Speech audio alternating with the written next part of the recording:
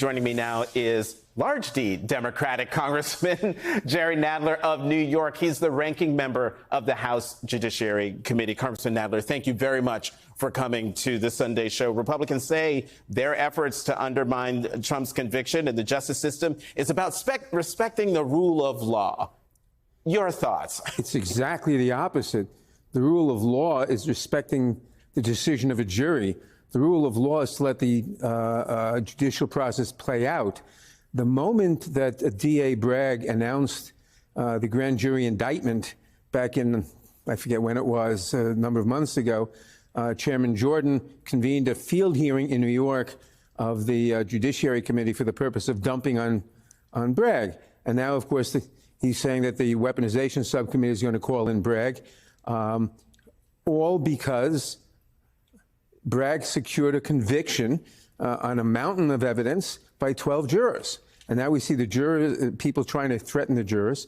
And of course, the Republicans in the Senate and the House speakers, you heard, threatening the justice system. Mm-hmm. This is an attempt to upend the justice system in the United States.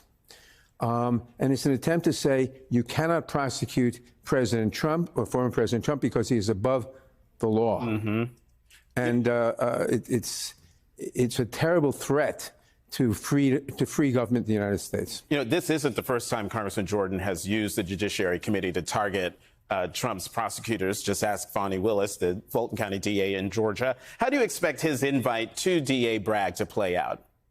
I assume that Bragg will decline to appear, and he may even cite Chairman Jordan's refusal to obey the subpoena of the January 6th committee, because certainly this is way outside the jurisdiction of a House committee to investigate a local DA. Mm-hmm. Meanwhile, you're leading an investigation into Supreme Court Justice Samuel Alito's potential bias. What information are you requesting from Chief Justice Roberts? Well,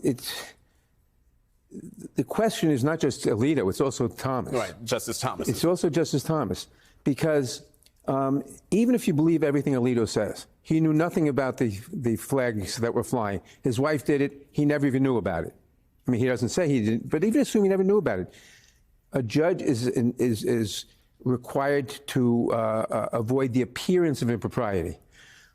Ditto for Justice Thomas.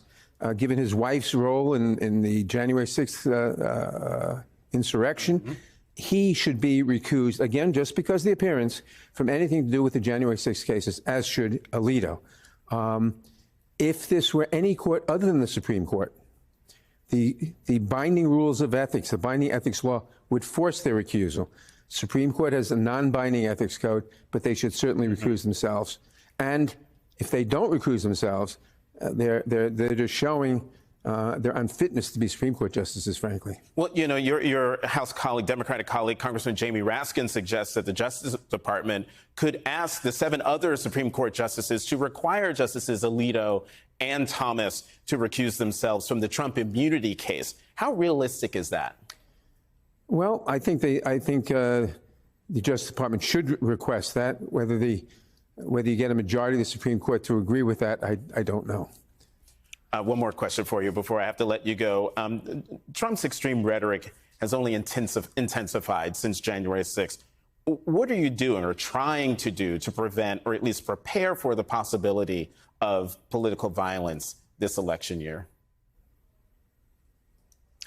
Well, there may very well be political violence. President Trump or former President Trump is inviting it. Every time you see one of the Republican senators or congressmen go on TV and say, will you respect the result of the election? And they say, if it's fair, meaning if Trump wins or they agree with it, they're inviting violence. The Justice Department has to be prepared to enforce the law. There's nothing else you can say. You have to be prepared to enforce law against any violence. And this time, unlike January 6th, understand that there may very well be and prepare for it in advance. Congressman Jerry Nadler, the great state of New York, ranking member of the House Judiciary Committee, thank you very much for coming to the Sunday Show.